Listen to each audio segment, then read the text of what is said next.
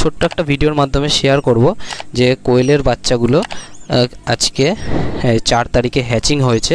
কোয়েলের বাচ্চাগুলোর কোয়ালিটি এবং কোয়েলের বাচ্চাগুলোর হ্যাচিং টেম্পারেচার, হিউমিডিটি এইসব নিয়েই আজকে আলোচনা করব। তাই পুরো ভিডিওটি আমার সঙ্গে থাকুন এবং আপনি যদি আমার চ্যানেলে নতুন হয়ে থাকেন চ্যানেলটি সাবস্ক্রাইব করে নোটিফিকেশন বেলটি অলে সেট করে দিন।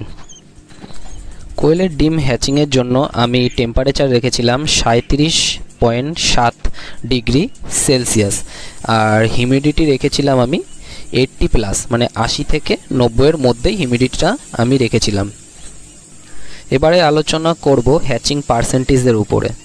আমি এখানে 180টি ডিম রেখেছিলাম, 180টি ডিম বসিয়েছিলাম ইনকিউবেটরে।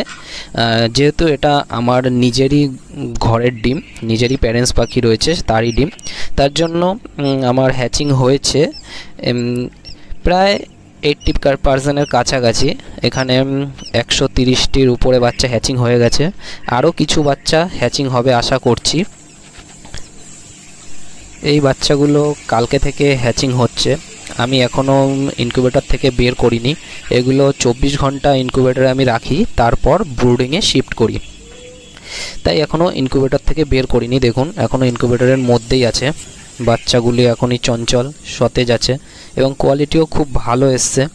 আমি প্যারেন্টস পাখির পার্সেন্টেজ রেখেছিলাম 4টে মেয়ে পাখির প্রতি 1টি করে ছেলে পাখি, তাই আমি পার্সেন্টেজ হ্যাচিং পার্সেন্টেজ 75 থেকে 80-র মধ্যেই পাই।